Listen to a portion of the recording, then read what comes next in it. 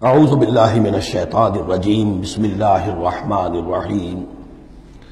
اس کے بعد 8 احکام آ رہے ہیں مسلمان معاشرے کو مضبوط اور مربوط رکھنے کے لیے، اس لیے کہ اقامت دین کی جد و جہد، غلبہ دین کی جد و جہد، اگر یہ جماعت مضبوط نہیں ہے، مستحکم نہیں ہے، مربوط نہیں ہے تو ظاہر بات ہے جد و جہد کمزور ہوگی۔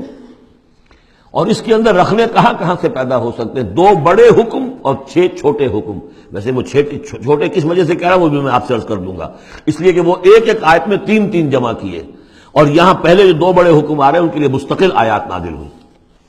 بڑے احکام میں سے پہلا کیا ہے؟ یا ایھا الذین آمنوا ان جاءکم فاسق بنبأ فتبینوا ان تصیبوا قوما بجہالۃ فتصبحوا علی ما فعلتم نادمین۔ اہل ایمان، اگر تمہارے پاس کوئی فاسق شخص آئے جو متقی نہیں ہے، وہ آئے کوئی بڑی خبر لے کر، اطلاع لے کر، فتبینوا، تو تحقیق کر لیا کرو، اس کی خبر پر کوئی اقدام نہ کر گزرنا۔ ہو سکتا ہے وہ غلط بات بتا رہا ہو تمہیں کہ فلاں قبیلہ جو ہے حملے کی تیاری کر رہا ہے، تو تم پہلے اسے پری ایمپٹ کرنے کے لیے فوری طور پر تم حملہ کر دو، نہیں، فتبینوا، تحقیق کر لیا کرو، ان تصیبوا قوما بجہالۃ، مبادا تم جا پڑو کسی قوم پر نادانی میں، حملہ کر بیٹھو کسی قوم کے اوپر، کسی قبیلے کے اوپر نادانی میں، فتصبحوا علی ما فعلتم نادمین، اور پھر تمہیں ہونا پڑے جو کچھ کہ تم نے کیا ہو اس پر نادم۔ اس لیے یہ کہ افواہوں پر کوئی اقدام نہ کیا جائے۔ ہاں، خبر لانے والا صدیق اکبر ہو رضی اللہ تعالیٰ عنہ، بات دوسری ہے، لیکن یہ کہ جو شخص جو ہے قابل اعتماد نہیں ہے، اس کا کردار، اس کی زندگی جو ہے اس طرح کی نہیں ہے، تو اس کے بارے میں، اس کی رائے ہوئی کسی خبر پر فوراً کوئی اقدام درست نہیں ہوگا۔ اس کی پوری طرح تحقیق کرو، تفتیش کرو۔ اور ایسا ہی ہوتا ہے اکثر و بیشتر کہ یہ جو افواہوں کے اوپر اقدام کر دیے جاتے ہیں، ان سے بڑے بڑے جھگڑے شروع ہو جاتے ہیں، بڑی بڑی جنگیں شروع ہو جاتی ہیں۔ وَاعْلَمُوا أَنَّ فِيكُمْ رَسُولَ اللَّهِ، اور دیکھو تمہارے مابین اللہ کے رسول ہیں۔ یہ اس سے کیا مراد ہے؟ یعنی محمد صلی اللہ علیہ وسلم اللہ کے رسول ہیں، لیکن یہ تم میں سے بعض خواتین کے شوہر بھی ہیں، بعض اشخاص کے داماد بھی ہیں، بعض کے خسر بھی ہیں۔ یہ رشتے ہیں کہ نہیں؟ بعض کے بھتیجے بھی ہیں۔ تو اگرچہ ان کے رشتے ہیں، لیکن ازواج کو بھی سمجھنا چاہیے کہ یہ صرف میرے شوہر نہیں، یہ اللہ کے رسول ہیں۔ بڑا فرق ہوگا اگر صرف شوہر سمجھ کر کوئی معاملہ کیا، اور لیکن یہ کہ یہ حیثیت نگاہ میں نہ رہے کہ اللہ کے رسول ہے۔ اگر حضرت ابو بکر اور حضرت عمر سمجھے ہمارا داماد ہے، داماد تو بیٹے کے برابر ہوتا ہے نا، نہیں، اللہ کا رسول، ان کی جو حیثیت تمہارے سامنے مقدم رہنی چاہیے وہ یہ تو اللہ کے رسول ہے۔ وَاعْلَمُوا أَنَّ فِيكُمْ رَسُولَ اللَّهِ، یہ اللہ کے رسول ہیں اگرچہ محمد ابن عبداللہ، کوئی شک نہیں، لیکن اللہ کے رسول ہیں۔ لَوْ يُطِيعُكُمْ فِي كَثِيرٍ مِّنَ الْأَمْرِ، اگر وہ تمہارا کہنا مانا کرے اکثر معاملات میں، لَعَنِتُّمْ، تو تم مشکل میں پڑ جاؤ گے۔ تمہارا رویہ یہ ہونا چاہیے کہ یہ دیکھو وہ کیا چاہتے ہیں، ان کی منشا دیکھو۔ وَلَٰكِنَّ اللَّهَ حَبَّبَ إِلَيْكُمُ الْإِيمَانَ، لیکن اے محمد کے ساتھیوں، اے صحابہ رسول، اللہ نے تو تمہارے نزدیک ایمان کو بہت محبوب بنا دیا ہے۔ وَزَيَّنَهُ فِي قُلُوبِكُمْ، اسے تمہارے قلوب کے اندر کھبا دیا ہے۔ وَكَرَّهَ إِلَيْكُمُ الْكُفْرَ وَالْفُسُوقَ وَالْعِصْيَانَ، اور بہت ہی تمہارے نزدیک ناپسندیدہ بنا دیا ہے کفر کو بھی اور فسق کو بھی اور نافرمانی کو بھی۔ یہ صحابہ کرام کی شان میں بہت بڑی آیت ہے جو نازل ہوئی ہے قرآن میں۔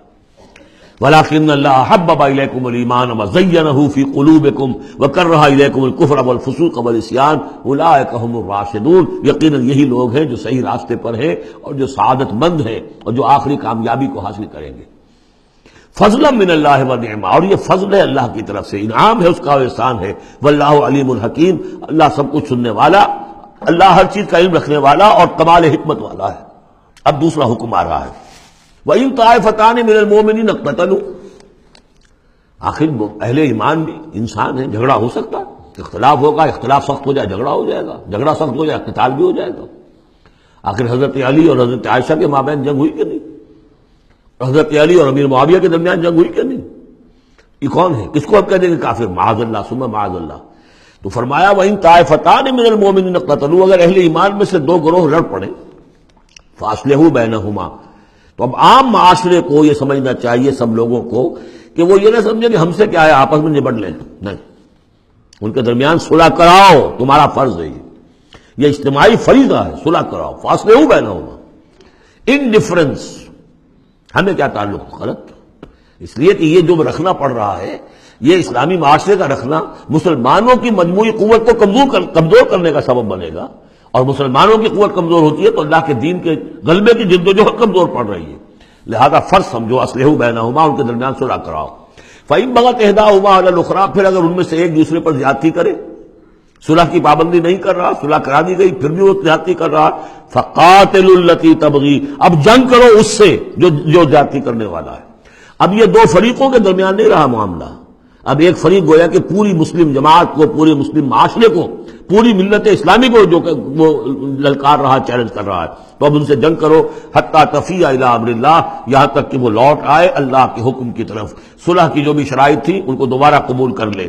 فإن فات، پھر اگر وہ لوٹ آئے، فاصلحوا بینہما، پھر ان کے مابین دوبارہ صلح کرا دو، بالعدل، انصاف کے ساتھ، واقسطوا، اور دیکھنا انصاف کا دامن ہاتھ سے نہ چھوڑنا، انصاف کرو، اس لیے کہ اب ہو سکتا ہے کہ اس دوسرے فریق پر تم کو زیادتی کر بیٹھو، اس لیے کہ اب اس سے تم بھی لڑے ہو، لڑ کر تم نے اسے مجبور کیا ہے کہ وہ صلح کی پابندی کرے، تو اب بھی اس پر کوئی زیادتی نہ ہو جائے۔ واقسطوا ان اللہ یحب المقسطین، اللہ تعالیٰ انصاف کرنے والوں کو محبوب رکھتا ہے۔ یہ تو دو بڑے بڑے حکم ہو گئے۔ اب ایک آیت میں 3 حکم اور دوسری میں پھر 3 حکم، یہ چھوٹے چھوٹے انفرادی سطح کے اوپر یا برادریوں کی سطح کے اوپر یا جماعتوں کے اندر جس طرح کے بڑے بڑے چیزیں پیدا ہو جاتی ہیں، بعض چیزیں معمولی نظر آتی ہیں لیکن اس سے دلوں کے اندر زخم پڑ جاتے ہیں۔ انما المؤمنون اخوة فاصلحوا بین اخویکم، یہ تو اسی کے ساتھ آ گئی۔ یقیناً تمام اہل ایمان جو ہے وہ آپس میں بھائی بھائی ہیں، بس اپنے دو بھائیوں کے درمیان صلح کرا دیا کرو، واتقوا اللہ، اللہ کا تقوی اختیار کرو، لعلکم ترحمون، تاکہ تم پر رحم کیا جائے۔ صدق اللہ العظیم۔